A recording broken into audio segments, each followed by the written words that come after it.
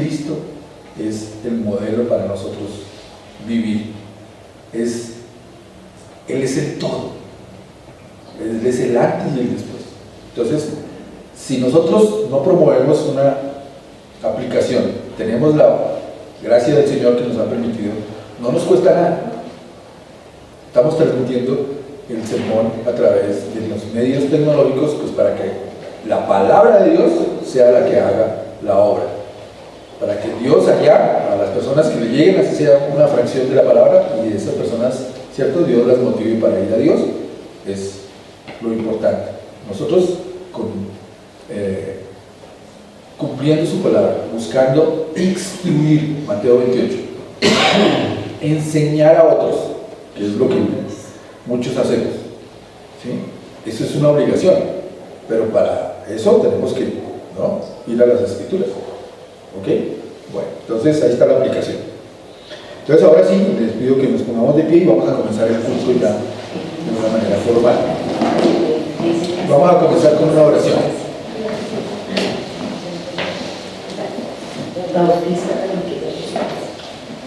Bendito Dios, nuevamente, una vez más, por tu gracia y tu misericordia nos dirigimos a ti. ¿Quién puede dirigirse a ti si no es porque tú haces la obra de nacer de nuevo en cada uno de nosotros? Tu palabra es Cristo, que está a través de toda la Biblia, y ella nos hace nacer de nuevo. Tu palabra, Cristo en el corazón de cada uno de los que tú renaces, nacen de nuevo. Y si nacen de nuevo, dice la misma Biblia que aquellas cosas por las cuales estábamos viviendo, todas desaparecen y ahora son nuevas. Gracias por tu misericordia, porque en tu misericordia nos miras con amor inefable, increíble, que siendo enemigos tuyos, tú nos miraste con misericordia, moriste en una cruz, y ahora junto contigo buscamos cumplir los mandamientos. Es un anhelo del cristiano cumplir los mandamientos. De manera, Señor, de que bendice este recinto, bendice al pastor, a la persona, al maestro que nos va a dirigir en este momento en tu palabra, para que tu palabra sea fiel y verdadera, para que ella obre en los que no han creído y para los que creen sea alimento para nueva vida, para santidad. Señor, en ti confiamos y por eso te alabamos. Salmo número 27. Vamos a leerlo de manera alternada. Yo comienzo y ustedes continúan. Salmo número 27.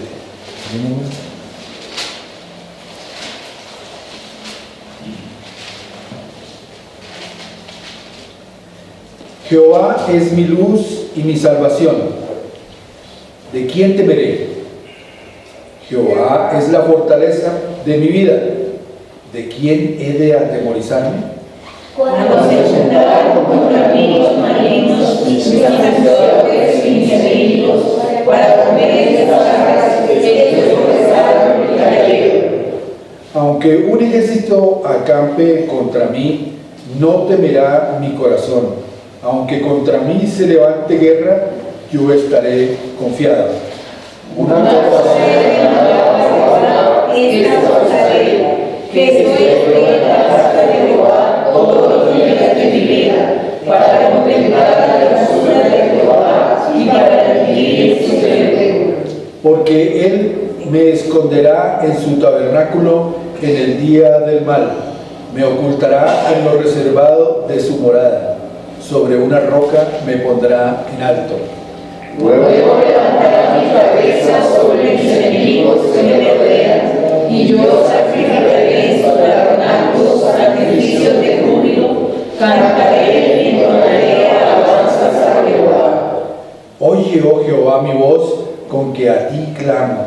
Ten misericordia de mí y respóndeme. Mi corazón ha dicho de ti, buscar mi rostro, tu rostro buscaré, oh Jehová.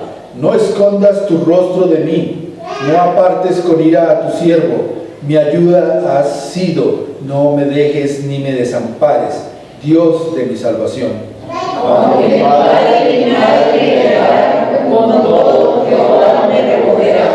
Enséñame, oh Jehová, tu camino, y guíame por senda de rectitud, a causa de mis enemigos.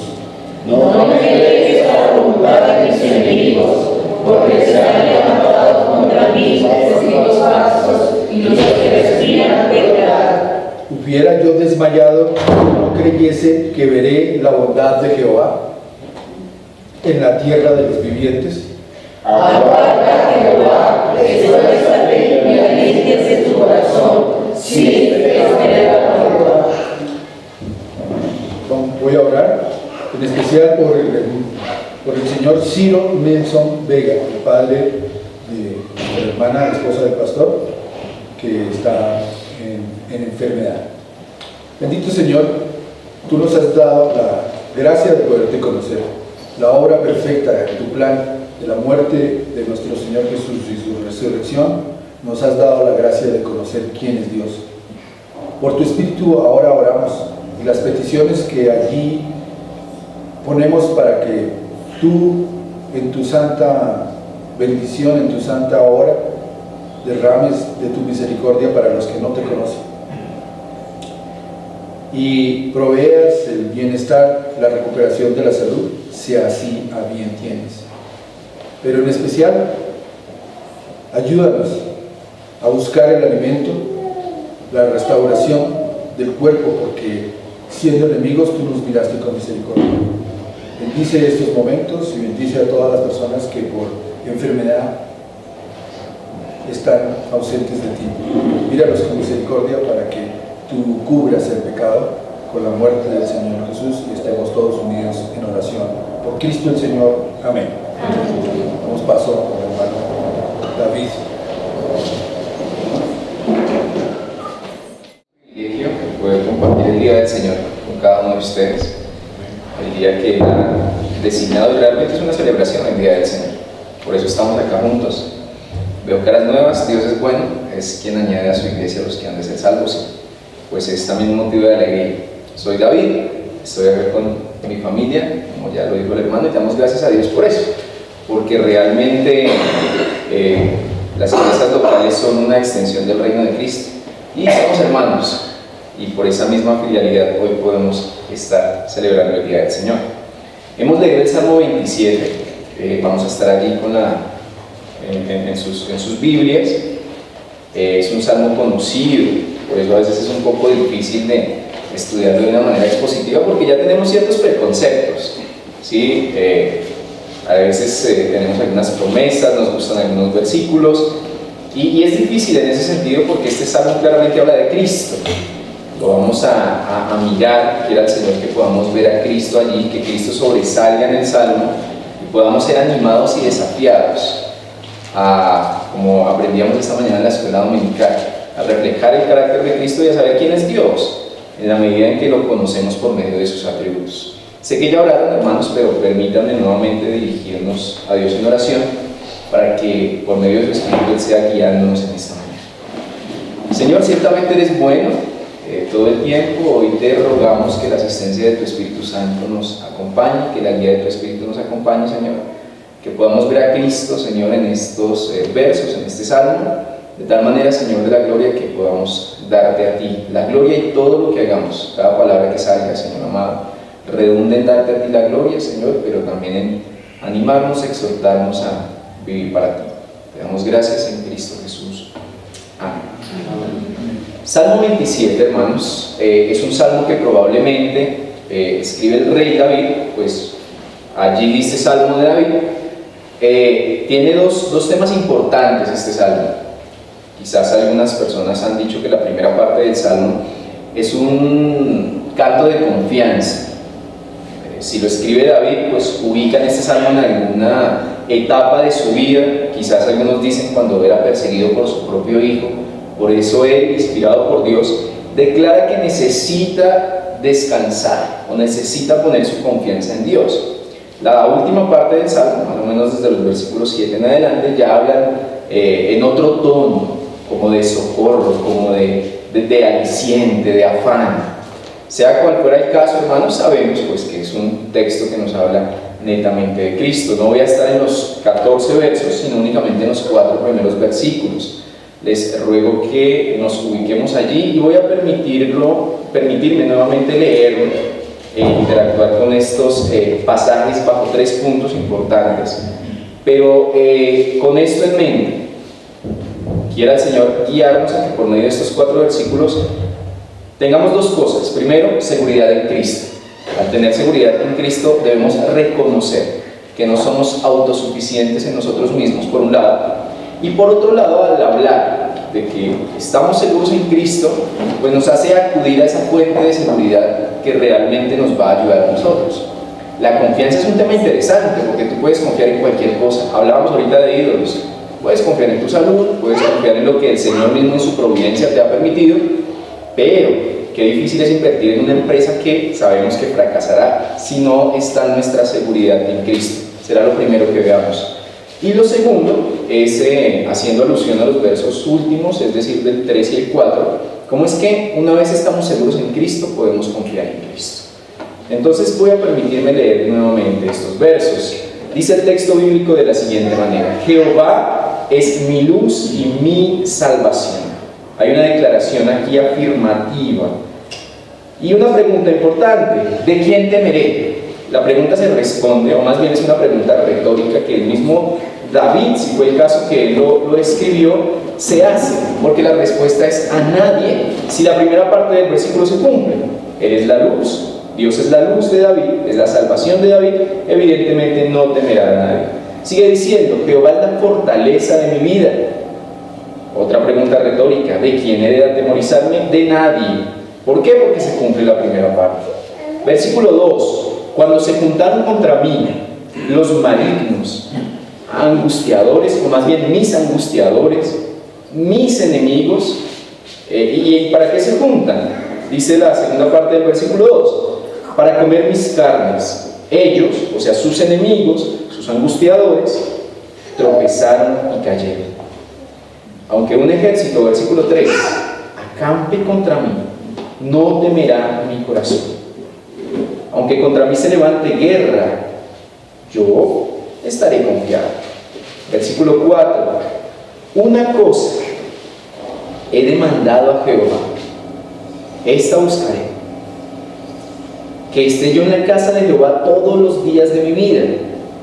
Es interesante que esa cosa que él pide no es protección inmediata. Dios mío, quítame esta afrenta de manera inmediata. Quizás es lo que podemos pensar de una manera racional que podemos pedir cuando estamos en un momento de angustia. Dios mío, quítame esta aflicción. Sin embargo, lo que él pide, y es una de las muchas cosas que pudo haber pedido, es estar en la casa de Dios. Vamos a más adelante interactuar con este texto. Y termina la segunda parte de este versículo diciendo que él quiere estar todos los días de mi vida. ¿Para qué? Para contemplar la hermosura de Jehová y para inquirir en su templo. En estos 4 versos veremos 3 puntos, hermanos. El primero se titula Nuestra necesidad de Cristo. Nuestra necesidad de Cristo está ubicado en el versículo 1.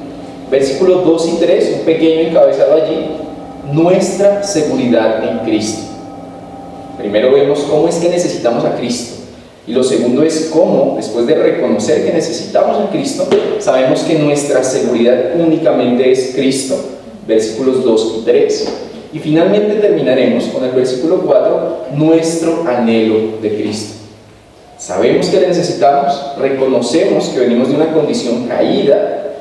Segundo, sabemos que únicamente Cristo es la solución a esa condición caída, o es la respuesta a esa condición caída, por eso hay seguridad en Cristo, versículos 2 y 3. Y tercero, ¿cómo es que tenemos ahora que anhelar a Cristo? Anhelar a Cristo, versículo 4. Vayamos entonces, sin más preámbulo, al versículo 1. Aquí voy a cambiar un poquito la versión. Estaré en algunos pasajes en la Nueva Versión Internacional. Solo cambian algunas palabras, pero necesito pues citar algunos textos de allí. Dice el versículo 1 en esta versión: el Señor es mi luz y mi salvación. ¿De quién temeré? El Señor es el baluarte de mi vida. ¿Quién podrá amedrentarme? ¿Cómo es que el versículo 1, de una manera implícita, muestra que tenemos necesidad de Cristo? De una manera importante, cuando se habla de la luz, podemos definir o tener en mente que todo lo contrario a esta es la oscuridad. Cuando vemos el testimonio bíblico de Génesis a Apocalipsis, que se ilustra por los diferentes autores bíblicos, un escenario de oscuridad es definitivamente una condición de necesidad. Por ejemplo, miren cómo lo ilustra Miqueas en el capítulo 7, versículo 8. Él dice: enemiga mía, no te alegres de mi mal. Caí, pero he de levantarme. Vivo en tinieblas, está reconociendo el profeta, pero el Señor es mi luz. ¿Por qué digo que de manera implícita el versículo 1 nos debe llevar a que necesitamos a Cristo? Es sabido, hermanos, que hubo un intento fallido del ser humano y lo sigue habiendo de ser como Dios. Eso fue lo que pasó en Génesis capítulo 3. Este intento fallido de Adán, de Eva, de levantar la mano y decir no necesito a Cristo, pues definitivamente y desde allí se establece una condición caída para todo el ser humano, para todos los seres humanos. Alguien, un autor bíblico, dice coloquialmente que todos nacemos fuera del paraíso. Y es cierto eso, ciertamente esto es verdad. De allí que cualquier persona que no reconozca que Cristo es su fuente de salvación, única fuente de salvación, está netamente en tinieblas. Dice por allá el apóstol Pablo en Romanos, que citaban ahorita ustedes, y esto éramos algunos de nosotros, Efesios capítulo 2, y esto éramos algunos de nosotros. Estábamos ¿cómo? Sin esperanza, sin Dios en el mundo. Y es importante reconocer de dónde el Señor nos ha sacado, para por lo menos dos cosas. Uno, que no descanses en tus propias obras porque ellas no te van a salvar. La pregunta importante que hacía uno de los hermanos ahorita, y es que debo cumplir los mandamientos para ser salvos. No. De hecho, como nos enseñaban, la ley fue dada después de que Dios sacó al pueblo. Es decir, el pueblo no se iba a salvar por estos mandamientos por obra. Sin embargo, los debe cumplir, eso es otro tema. Pero mi punto está en que debemos reconocer de dónde hemos venido. Y aquí David, de manera directa, reconoce que Dios es su luz porque él había estado en tinieblas. Absolutamente todos los seres humanos nacen en tinieblas, exceptuando Cristo. Dice por allá el apóstol Juan, en la escena de Jesús y Nicodemo, en Juan capítulo 3, habla Cristo mismo con este gran maestro de la ley, que pues a grosso modo podríamos pensar que era un estudioso, y así era. Nicodemo era una persona que muy probablemente pertenecía a un selecto grupo de judíos que conocían la ley de manera tangible, casi de memoria. Era uno de los requisitos, recitar la ley, recitar los profetas, el Tanakh, como llamaban algunos, y muy seguramente la teoría correcta la tenía Nicodemo. Él había leído las escrituras judías de su momento. Sin embargo, cuando interactúa con Dios, Cristo mismo, allí en este pasaje, Dios le muestra algo importante. Estoy en Juan capítulo 3, versículo 19 al 20. Dice Cristo allí, redactando Juan en su evangelio: esta es la causa de la condenación. ¿Cuál? Que la luz vino al mundo, pero la humanidad prefirió la luz, más bien prefirió las tinieblas que la luz, porque sus hechos eran perversos. Y esta es la tendencia de todo ser humano: preferir las tinieblas que la luz. Ahora, hermano David, ¿por qué nos habla de eso? Quizás en un contexto donde somos una iglesia bíblica y creyente, y claro que sí lo somos. Sin embargo, esto éramos muchos de nosotros, y es bueno recordarlo, porque siendo cristianos debemos predicarnos el evangelio todos los días. Predicarnos que necesitamos a Cristo también en nuestro caminar cristiano. Necesitamos seguir reconociendo lo que el rey David, quizás cuando escribió este salmo, reconocía. Era el ungido del Señor, pertenecía a la tribu selecta, a la tribu de Judá, pero necesitaba saber que Dios era su luz y era su salvación. Sigue diciendo allí Juan 3, versículo 20: todo el que hace lo malo aborrece la luz. La pregunta es, bueno, después de ser creyentes, de que el Señor nos llama por su gracia irresistible, seguimos luchando contra el pecado. Podría preguntarnos en este momento, ¿hacemos aún lo malo en ciertos contextos, en ciertas ocasiones? La respuesta es sí. Abogado tenemos para con el Padre, ciertamente, pero entonces también aplicaría para nosotros este corto texto. Sigue diciendo Juan que todo el que hace lo malo aborrece la luz y no se acerca a ella, por temor a que sus obras queden al descubierto.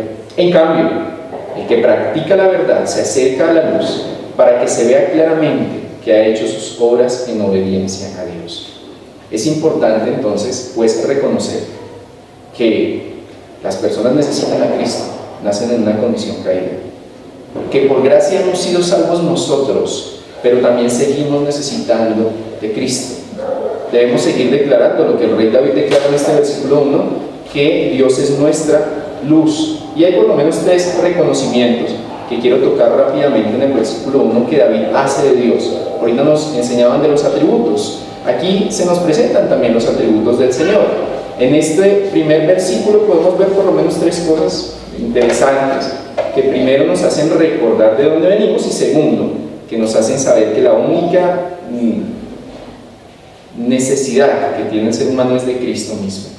Jehová es mi luz, primera cosa que está diciendo el rey David. Acá, Cristo es la luz, dice el mismo Juan en su evangelio, en él estaba la vida y la vida era la luz de la humanidad, porque Cristo es la luz. ¿Qué más sigue diciendo el versículo 1? Cristo es salvación, cuando David declara, Jehová es mi luz, pero también es mi salvación. Y esto sí que es importante, porque la salvación no es tuya. De hecho, uno de los versos selectos de las iglesias reformadas es la oración de Jonás, allí dentro del gran pez, cuando él reconoce en Jonás capítulo 2, versículo 9, la salvación pertenece a Dios. Y es algo que también nos recuerda el rey David cuando dice que Cristo es la salvación. Pero sigue diciendo el versículo 1, Cristo, Dios, Jehová, es también la fortaleza de mi vida, o mi baluarte. Hermanos, ¿por qué quise enfocar este primer verso de manera implícita como que debemos reconocer que necesitamos de Cristo? Primero, porque tú no eres luz en sí mismo. Tú no eres luz en sí mismo. Es decir, tú no eres una persona autosuficiente, tú dependes de Dios. Uno de los grandes problemas que tienen con nosotros y que luchamos aún en nuestra vida cristiana es creer que somos autosuficientes en nosotros mismos. Y esto es un poco complejo, porque decía hace un momento, eso es como querer invertir en empresas que sabemos que van a fracasar todas ellas. Tu luz, tu confianza, no puede estar en tu salud, porque ¿qué pasa si la pierdes? Bueno, probablemente, muy seguramente el Señor te permita pasar por dificultades. Y es cierto, en la providencia del Señor por lo menos hay 2 cosas que tú debes preguntarte, por lo menos seguido. Lo hablaba con el pastor Rafael en algunas ocasiones. Esas 2 cosas que tú debes preguntarte es: ¿cómo entiendo la providencia del Señor en mi vida? ¿Cómo sé que no soy autosuficiente sino que dependo de Él? Y lo segundo es: ¿cómo puedo asumir esa providencia del Señor en mi vida con gratitud, con alegría y servirle a Él cada vez mejor? Es lo que nos está diciendo el texto. ¿Qué es esto de fortaleza? Ahorita están sentados en algunas sillas de plástico y en cierto sentido tienen cierta confianza de que eso no se vaya a caer. Ahorita decía la hermana, sentí que la silla un poco se me estaba moviendo. Ahí su confianza un poco, tomando un poco la ilustración, estaba en la silla y le hizo desconfiar un poquito. Y eso nos pasa en la vida cotidiana de todos nosotros. Sin embargo, qué bueno es saber que en la necesidad y al mostrarnos este texto, que dependemos de Cristo, en Él sí podemos tener una fortaleza segura. Una fortaleza segura, una fortaleza que realmente no va a fallar, porque proviene de esa luz, proviene de esa salvación, y es Cristo mismo. Concluyo este punto diciendo algo: necesitamos a Cristo, pues sin Él no estamos en luz. Una de las formas en la predicación expositiva de sacar algunas aplicaciones es leer el texto, a veces en sentido negativo. ¿Qué quiere decir esto? Cuando por ejemplo leemos el Salmo 23 y decimos: el Señor es mi pastor, nada me faltará, podemos sacar una aplicación diciendo: si el Señor no es tu pastor, todo te va a faltar. ¿Qué está diciendo el texto acá? Necesitas a Cristo, porque si Él no es tu luz, estás en tinieblas definitivamente. Si Él no es tu salvación, nadie será tu salvación. Si Él no es tu fortaleza, tu confianza está a la deriva. Si Él no es tu baluarte, de nada te sirve tener lo que Él mismo te ha entregado en su providencia. Por eso necesitamos a Cristo. No somos salvos, dice el Salmo 103, no nos hemos creado nosotros a nosotros mismos. Estamos y estaríamos desprotegidos si no reconocemos que necesitamos a Cristo e inmediatamente reconocemos que nuestra seguridad descansa en Él. Con esto uno, y hago una transición entre el punto 1 y el punto 2.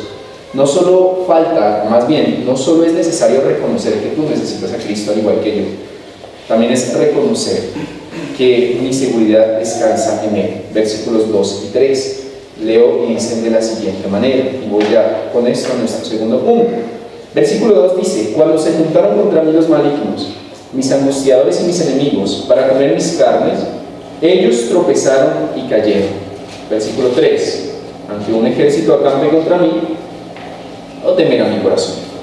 Aunque contra mí se levante guerra, yo estaré confiado. ¿Cómo es que estos dos versos nos muestran que nuestra seguridad se encuentra en Cristo? La invitación de este salmo, en un segundo lugar, es ir al lugar adecuado a buscar a Cristo. O más bien, el lugar adecuado es Cristo mismo. Hay una ilustración que me llamó mucho la atención en la época de la Reforma, cuando el Señor, por su gracia, levanta a hombres, van al texto bíblico, van nuevamente a las Escrituras y reconocen lo que dice el texto bíblico. Pues hubo un momento de mucha persecución, Es el caso, leyendo la bibliografía, de un reformador escocés llamado Bruce. Él cuenta una ilustración, bueno, es un poco anecdótico el tema, pero no me quiero dirigir a eso, sino quiero ir al punto.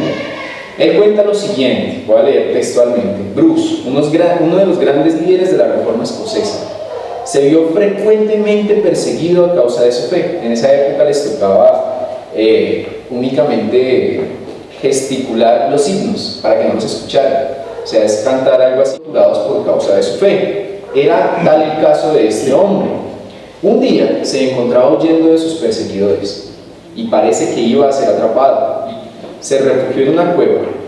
Bruce elevó su oración a Dios, pidiendo su mano protectora, o que el Señor en su providencia y en su soberanía le ayudara a pasar ese momento de dificultad. Desde la oscuridad de la cueva, donde estaba oculto este reformador, pudo ver como una gruesa araña tejía una tela, casi a la misma entrada de la cueva. Cuando llegaron sus enemigos y vieron la tela de la araña intacta, pensaron que nadie había entrado en esa cueva hace años. Había una telaraña en aquel lugar. Así fue preservada la vida de este servidor de Dios. Más tarde, cuando Bruce contaba esto, al final de su vida, él decía: con Dios una tela de araña es como un muro, pero sin Dios un muro es como una tela de araña. ¿Qué ilustra el punto acá? El punto ilustra básicamente, y no es lo que vamos a predicar, porque debemos predicar es el texto bíblico, que la seguridad nuestra radica únicamente en un Dios confiable. Y un Dios con D mayúscula, tomando la ilustración del hermano. Un Dios en el que tú definitivamente puedes y estás en la necesidad y en la obligación de contar. Aquí David puede narrar algunos hechos. Como les dije al principio, no sabemos en qué época de su vida escribió este salmo. Algunos dicen que en la persecución de Absalón, otros dicen que fue cerca a su muerte, porque ya más o menos se ilustra el templo según el versículo 4. Otros dicen que fue cuando huía de Saúl. No sabemos, pero lo que sí sabemos por las palabras que encontramos acá es que este hombre quizás atravesaba una situación difícil permitida por la misma soberanía de Dios. Y él ilustra, versículo 2, cuando los malvados, está diciendo él, o cuando sus enemigos, cuando los malignos, cuando los angustiadores, no los angustiados, sino los que angustiaban, está diciendo allí, se acercaron a él. Y pues bueno, no es que se dé mucho ánimo diciendo cuál era el motivo para el cual se acercaban, llámese Absalón, llámese Saúl, llámese el momento en que estaba el Señor permitiéndole pasar. Él sabía que el propósito era que iban a comer sus carnes, que le iban a destrozar, que iban a asediarle, que le iban quizás a matar. Si fue el caso de Saúl, buscaba su vida para matarlo. Si fue el caso de Absalón, pues también, realmente. Pero él dice en el versículo 3, después de ilustrar esta situación compleja, difícil, que aunque un ejército acampe contra él, no temerá el corazón de él. Aunque contra mí se levante guerra, yo estaré confiado. Es importante reconocer cómo es que Cristo es y ha de ser nuestra plenitud de vida, ha de ser nuestra seguridad en absolutamente todas las cosas. Es importante notar cómo el testimonio bíblico nos habla de esa historia de la redención, en la cual Jesús, siendo Dios, dice el texto en el Nuevo Testamento, no se aferró de ser igual a Dios, o más bien no se quedó con eso como algo con que aferrarse, sino vino, padeció. Lea lea Isaías 53 e ilustre un poco cómo el profeta habla de cómo es que Cristo fue molido por nuestros pecados. Pero aún así, este Cristo nos trae por medio de su gracia, de la fe que Él nos regaló, de esa conversión cuando permite que tú te arrepientas y creas en el Evangelio. Ahora te garantiza de que tu vida está segura en Él. Ahorita ha habido mucho movimiento, mucha seguridad, movimiento político a nivel de contexto. Finalmente no será nuestra salvación la persona que Dios permitió que fuera presidente, ni será nuestra confianza el Congreso que se posesionó el pasado 20 de julio. Nuestra seguridad como creyentes, como hijos de Dios, ha de radicar únicamente en Cristo, como nos lo está diciendo este salmo en esos dos versos. Paso con esto en mente al último versículo, versículo 4, que nos habla un poco de cómo es que ya reconoces que tu seguridad radica en Cristo, cómo es que debes tener un anhelo profundo por las cosas del Señor, por esas disciplinas espirituales que el Señor mismo te permite para que des gloria a Él. Versículo 4, con esto paso al tercer punto. Dice: una cosa he demandado a Jehová, esta buscaré, que esté yo en la casa de Jehová todos los días de mi vida. Quiero ilustrar un poco. Cuando es escrito este salmo, pues es escrito a una audiencia especial, a unas personas que debían entender de manera vívida estas palabras, de que el templo en su momento representaba a un sitio de seguridad y refugio. Aquí es donde dicen algunas personas que quizás no fue David, porque en esa época no había templo, lo construye su hijo, pero sí había un lugar que representaba la presencia de Dios con el pueblo. Y esto es claro a lo largo del testimonio bíblico. Pero cuando estas personas escuchaban esto, ellos tenían en mente que uno de los lugares más seguros, en medio de las batallas, en medio de todo el asedio del pueblo, era el templo del Señor, o donde se simbolizaba que estaba la presencia de Dios. Por lo menos les voy a citar dos ejemplos. Por allá en Segunda de Reyes se nos habla de un rey que se llamaba Joás. Resulta que rápidamente una señora llamada Atalía usurpa el trono, se proclama reina, asesina a toda la familia real, absolutamente a toda. Bueno, no fue absolutamente a toda. Hubo un niño que fue preservado con vida 6 años, guardado en el templo, y fue Joás. Y el templo representaba un lugar de protección y de seguridad. Por allá también otro ejemplo más adelante, cuando viene la primera deportación de los judíos que estaban esclavizados en Babilonia. Ya las 10 tribus se habían desaparecido, 2 de ellas estaban en Babilonia, y por la gracia del Señor ya viene la liberación por medio de este rey persa Ciro. Está Nehemías, viene la reconstrucción del templo. Por allá en el capítulo 6 de Nehemías se habla de que un lugar de seguridad iba a ser el templo que iban a construir. Este ya iba a ser el segundo templo. Por eso hubo tanto rechazo y tanta molestia de los samaritanos, de otras tribus, para que pudieran reconstruirlo, porque sabían que si construían el templo era un acto de confianza para el pueblo judío.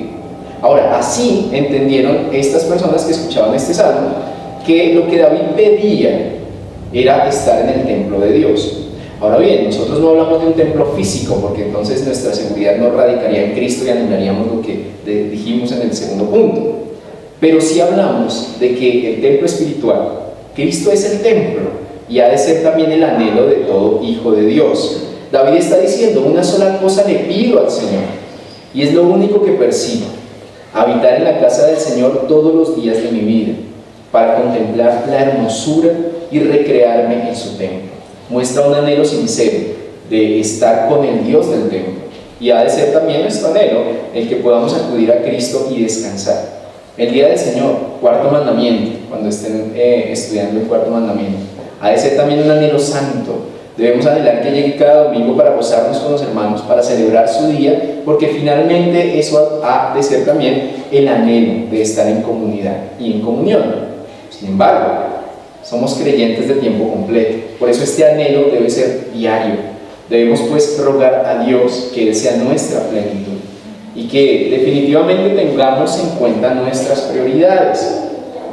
Decía otro reformador, Juan Calvino, que el corazón del ser humano es muy bueno, fabricando ídolos de lo que sea, pero es bueno, hace esa labor de una manera pues buena.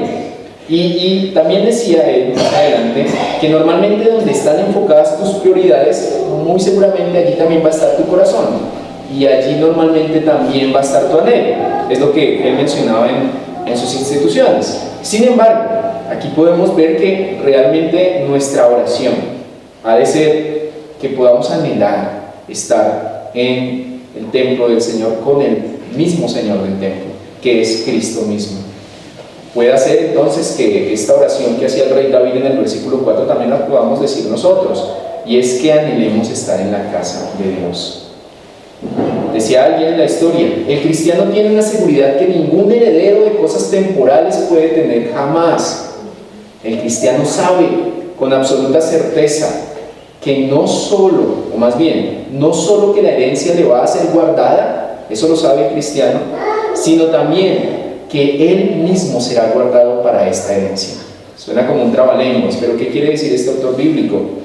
Que si somos hijos de Dios, si creemos en Dios, si vamos a Él en arrepentimiento y fe, si descansamos en su gracia salvífica, pues nuestra herencia está segura.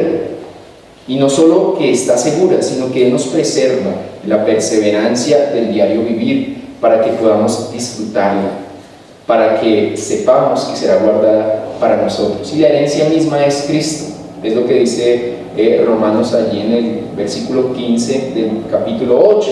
Si Dios entrega a su propio Hijo, ¿cómo no entregará con Él todas las demás cosas?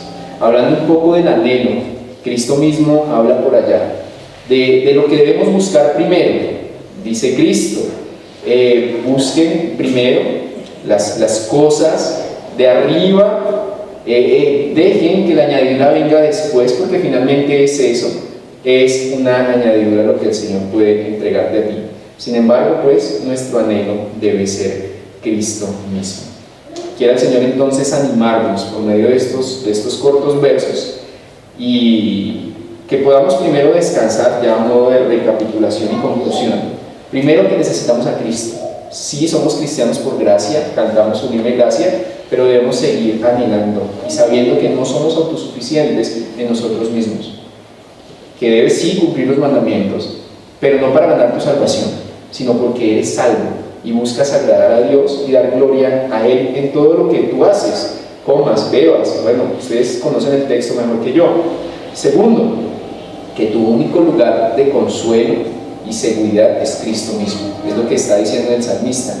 Finalmente, quiera el Señor también que tu anhelo únicamente sea Cristo, y que esa sola cosa que anhelaba el salmista acá, pues también sea nuestra oración diariamente, para que el Señor pueda pues ayudarnos a andar en este peregrinar hasta que Él tenga a bien dejarnos estar con vida, bien sea que venga antes o bien sea que Él nos llame a su presencia, pero finalmente será un peregrinar que sabemos y descansamos que anhelaremos con Cristo para siempre. Juan oraba al final, en el último verso de toda la Biblia, en Apocalipsis 22, Señor, ven pronto. Ha de ser también nuestra oración, y ha de ser también un anhelo bíblico y sincero de cada uno de nosotros. Hermanos, inclinemos el rostro y le damos gracias a Dios por estos 4 versos del Salmo 27, que finalmente son su palabra. Señor, eres bueno todo el tiempo. Te damos gracias por el Salmo 27, por estos 4 versos que nos hablan de tus atributos, de que tú eres luz, eres salvación, fortaleza, baluarte, pero que también hablan de que sin ti no estamos en luz, no tenemos salvación, no tenemos fortaleza, no tenemos baluarte, y que por eso te necesitamos acudir a ti diariamente. Necesitamos predicar también este evangelio, que las personas necesitan ese arrepentimiento y esa fe para creer en el evangelio que solo viene de ti. Y también te rogamos que nuestro anhelo sea el buscar tu rostro diariamente, junto con David poder decir que es lo que anhelamos, estar en tu casa todos los días de nuestra vida, Señor, y descansar en que tú nos vas a preservar, porque esa salvación es perfecta, pues viene de Dios mismo. Te damos gracias por mis hermanos, gracias por el día del Señor que nos permites celebrar, y quedamos en tu presencia y bajo tu soberana voluntad, por Cristo Jesús. Amén.